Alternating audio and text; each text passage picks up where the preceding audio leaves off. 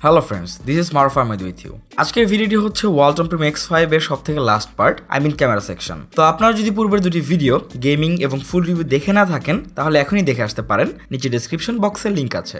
Primo X5 এর রেয়ারে use করা হয়েছে ডুয়াল ক্যাম, যার একটি 13 মেগাপিক্সেলের এবং অন্যটি 5 মেগাপিক্সেলের, যেটা আপনার ছবির ব্যাকগ্রাউন্ডকে ব্লার করতে সাহায্য করবে। ক্যামেরা অ্যাপারচার f2.0, যেটা বোকে মোডের জন্য বেশ সহায়ক। এই অ্যাপারচার f2.0 এর জন্য এর মধ্যে বেশি লাইট প্রবেশ করতে পারবে, যার জন্য আপনি লো লাইটের তুলনামূলক ইমপ্রুভ পারফরম্যান্স পাবেন। Primo X5 এর পোর্ট্রেট মোড ওয়ালটনের পূর্ববর্তী ফ্ল্যাগশিপগুলো থেকে অনেক উন্নত। ডে লাইটের বেশিরভাগ শুটই প্রায় পারফেক্ট। মাঝে মাঝে যদিও কিছু কিছু জায়গা ডিটেক্ট করতে একটু এদিক ওদিক হয়, কিন্তু সেটার হার অনেক কম। ব্লারের পরিমাণ চাইলে কমানো বা বাড়ানো যাবে। এছাড়াও প্যানোরামা, HDR, ফিল্টার মোড এবং সিন মোড পাবেন, যেগুলো কার্য বিশেষে আপনাকে সাহায্য করবে। এই ক্যামেরায় আছে ফেস ডিটেকশন, অটোফোকাস, এই জন্য কুইকলি অবজেক্ট ফোকাস করতে পারবেন।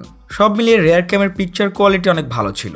ডে লাইটে আপনি এই ক্যাম দিয়ে বেশ ভালো পিক নিতে পারবেন, যেগুলো কালার বেশ ব্যালেন্স। ডিটেলস ক্লিয়ার এবং শার্পনেস যথেষ্ট ভালো ছিল।